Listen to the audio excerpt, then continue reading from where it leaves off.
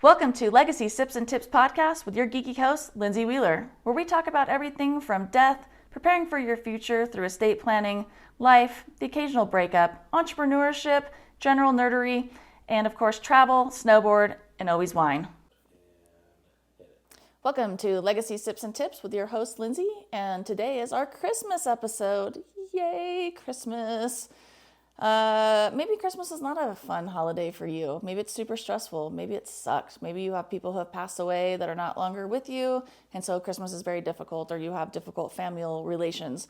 That's totally fine too. Most people really like Christmas and enjoy Christmas, and it doesn't necessarily have to be a consumer-driven present thing, although we really feel like that it is. It could just be that you've spent time with somebody, or you made a homemade thing for them, which is always super cool. Like, if people would like to bring me crafty items, I am 100% for that, because that is super cool. Someone's taken their time and energy and effort and love to make you something from them, which is always super cool versus something that's store-bought. So when people maybe come to the Christmas party at work and have made some crafts or whatever, understand that that's pretty cool. That's pretty special. So that's that. So how do I feel about Christmas and my experiences with Christmas? Well, to me, Christmas wasn't usually a fun holiday for me. My parents worked, like I said, at the casinos, so they were usually either having to go to work or working, because it's usually triple time on those holiday days. So most people like to work those holidays in those fields because you get paid really well. So I used to wake up to Christmas morning by myself. My parents weren't there. It wasn't like this grand thing like you see in the movies, and you come down and, oh, it's Christmas and everything's there and mom and dad are in the pajamas drinking their coffee. No, I didn't have any of that. None of that happened. None of that Hallmark garbage ever happened in my life. Also, my dad was thrifty, and so we ended up not ever getting our Christmas tree till usually Christmas Eve, because that's when they were on sale. So we would do that, put it up, put some random ornaments up. Of course, I'd go to Barbara's house. She was always very well put together. She had one of the first artificial Christmas trees back in the late 80s, which was super fancy, that she'd have that she'd put up every year. It was really nice.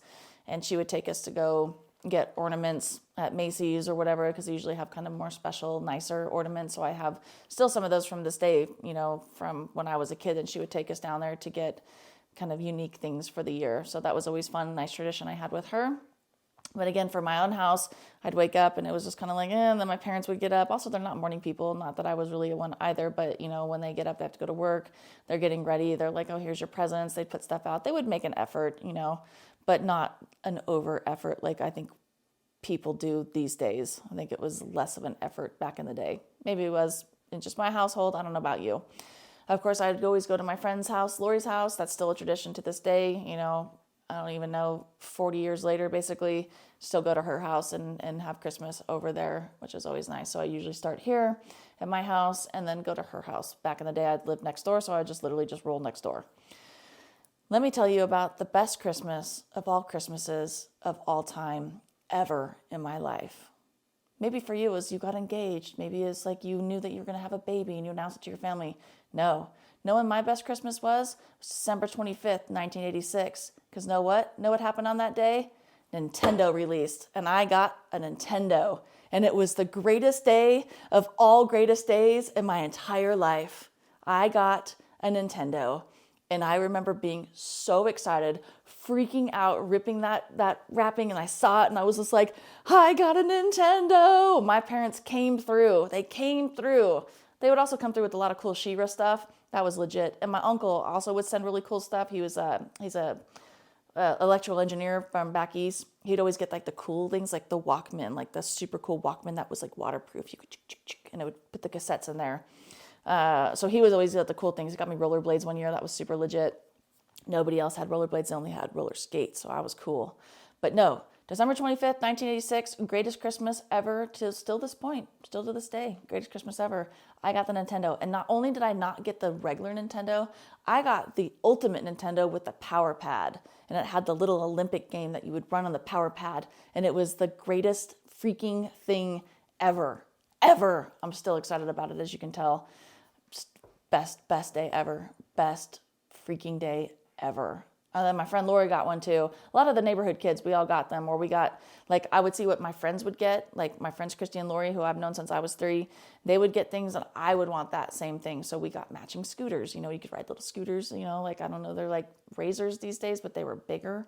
So we all had matching ones of those for the neighborhood. That was a cool one. Or they would get like super Barbie things or She-Ra dolls. I had all the She-Ra dolls. Like, that was legit. They had all the Barbie stuff. So my parents were like, bro, we don't have to buy anything Barbie because they have literally the entire Mattel store at their house. So that was great.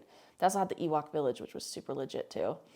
But yeah, Christmas, 1986, Nintendo, Power Pad, Nintendo, in fact. So I had the Duck Hunt, which was amazing. I had the Power Pad, so we could do the Olympics. We'd do the running and we'd do the hurdles and you have to jump. And it was like the first kind of iteration of the Wii, like the Wii sports games that we play, So they had the Power Pad for that.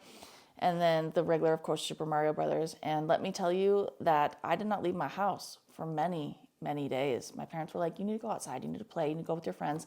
Nope. No, we didn't. We sat in front of that damn TV with that Nintendo for probably 18 hours a day playing Super Mario Brothers. Legit. In fact, one time, my friend and I got grounded outside because they came and they touched the TV and they were like, oh my God, this thing is on fire. How long have you guys been sitting here for? And we're like, 17 hours playing this. And they're like, you're grounded outside. You cannot come into the house. Like, we got grounded outside. We cannot come in the house to play Nintendo. We had to go actually be kids and run around the neighborhood. So, greatest Christmas experience ever. Tell me your great Christmas experiences. Was it December 25th, 1986, like it was mine? Because I bet a lot of you Gen X's out there were like, this was the greatest day ever, and still to this day, not having your first kid, not getting married. No, 1986. December 25th was probably still your greatest day. Just going to put that out there. But yeah, tell me your guys' fun stories about Christmas or holiday traditions you have. Do you have unique holiday traditions? Are they the Hallmark traditions? What are they? You know what I mean? Let me know on that, because I definitely did not have a traditional Christmas experience. And then I think today as an adult, I like to bring that more into my life as an adult. I like to have that Christmas morning. You get up, you get your tea, your coffee, maybe you make a little cool breakfast or whatever. You have your Christmas, you open the fun gifts, you take the videos, what have you, and see what people got or whatever. And then, then you go to your friend's house like I do. So do you cook a big Christmas dinner? That's a big thing too with people. Some people cook like a full like Christmas roast, or what other holiday foods do you have? What other cultural traditions do you have? You have, I know in Europe, they have the Christmas markets. We're super legit. We sadly in this country miss out on that. The European Christmas markets are just by far the neatest, funnest things to go to. They're so cool and so like whimsical and magical and neat. So what other cultural kind of traditions do you have for Christmas morning and that kind of stuff? So let me know on that. So this week's wine talk is Kirkland. Last time for Thanksgiving episode, we did Trader Joe's, and today I was talking about Costco. Costco brand, also like Trader Joe's, do not source garbage. They are very picky about what they source. And I know you think, oh, it's a Kirkland brand or whatever. This is actually a Napa cab as well from the Suscol Vineyard. It's 2021. I think this was like $30, maybe $25 or whatever. So they buy in bulk. Obviously, it's Costco. So they get really good smoking deals on really quality stuff. So don't think that you can't bring this to a dinner party, because if you brought me this to a dinner party, I would be super happy with it because I know what it is. Same thing with like some of the lower end or lower price point, wines. There's nothing bad about them. It's just sometimes they're mass produced. Sometimes they get them in bulk. Sometimes they get them off the market. Who knows what they're made from? You don't have to have, single grown estate vineyard wines to enjoy wine. If you like it, you like it. It could be $5, it could be $3, but if you like it, you like it, right? So this is always a nice wine to get. This is why I got it, because it's a good holiday wine, especially for people who don't maybe drink wine all the time or know wine all the time, or super snobby about wine. This is a nice like medium range that we all know it's going to be good for the people who do like wine. For the people who don't know wine, they'll still enjoy it. So it's a nice thing to bring for dinner parties or holiday gifts or holiday dinners that you're going to as well. So this is a nice one. It's a 2021 Napa Cab, Suscol Vineyard, single vineyard that Napa bought. So this is still a Napa Cab. Can't go wrong with this. So that's the wine talk for this week. Again, if Costco or Kirkland would like to sponsor me, that would be epic, because I can never get out of that store for like under $500. I swear to God, every time I go in there, it's traumatizing.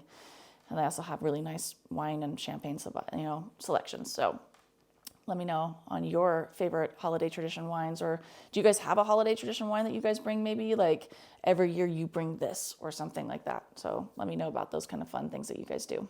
So again, during the holiday time, people are gathering, people are coming together, your family are there. You're usually in a more, it could be a chaotic environment, I don't know, but it might be more relaxed after the holiday time is done. You're like, whew, all that's done. We've had the best holiday of the year, Halloween, of course. Then we have Thanksgiving, and then we now are in Christmas. The shopping's all done. You're waiting. You're getting, prepared for the new year. And you guys are all hanging out, and you are maybe getting prepared for the new year. So what's a nice thing to talk about during the holiday time? The best thing to talk about during the holiday time is death. Just kidding. It isn't, though. It is. It is a nice time to have everybody together. And again, like, you can talk at the dinner table and say, hey, I read this crazy article about somebody who was composted when they passed away. Isn't that weird? Would you want to be composted? Bizarre, right? Or, hey, I saw this crazy Black Friday special where they 60% off caskets. That's weird. Do you want to be buried in a casket, or do you want to be cremated? You can kind of broach the subject that's difficult for people to talk about. You can be as light as you want it with it. You can be dark. You can be heavy. You can be, whatever you need to do to kind of get the subject going. You can talk about the gray wave that's coming. That's with our boomers. And so most of us have probably boomer parents, and you could say, hey, I read this article about, man, there's not going to be enough practitioners and court system able to handle these probates for people who have not prepared, who maybe just think that they have a will and a will is sufficient, and now they're going to have to go through probate. So there's going to be a lot of assets and a lot of wealth that's going to be tied up through these probate process when these gray wave starts happening that people aren't going to be able to handle. So that might be a lot of money that goes by the wayside. Right now, it's a $2 billion industry a year, billion with a B, two, and 90% of that usually goes to attorneys. So that's a lot of money. They're estimating it's going to double, triple even, which is kind of insane when you think about it. So this is a good time to talk with your loved ones and say, hey, we want to keep our wealth where it is. We want to keep it in the family. Have you guys got anything in place? That's always a good kind of conversation to have, or just say I've read this article, or my friend had this thing happen to him. It was so crazy. They had to go through the probate process, and man, it was 18 months of hell for their family. What do you guys have? You don't want us to go through that, right? So different ways that you guys can talk about this with your loved ones and your family members to make sure that they're set up and that you aren't going to have to go through that. And even for yourself, making sure that you get that set up for you, your family. Bad things happen, unfortunately, and of course it is the one guarantee we have in life, so why not prepare for it? So if you have questions on that, want to know how to get that set up, or want to have some prompts for your family to kind of ease into this discussion during holiday time, let me know. I'm more than happy to supply those for you. And of course, when you think of death, think of me. Perfect. Thank you for listening to this podcast. If you found value, please like, subscribe, and share. And be sure to follow me on all the socials at Sips and Tips with Lindsay. And of course, you can always go to my website, sipsandtipswithlindsay.com, to find more information about estate planning, business, snowboard, travel, and of course, wine.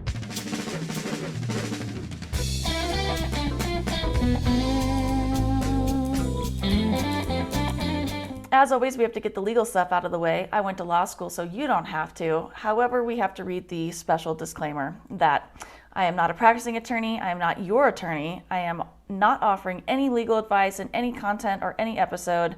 All content is for your information and educational purposes only.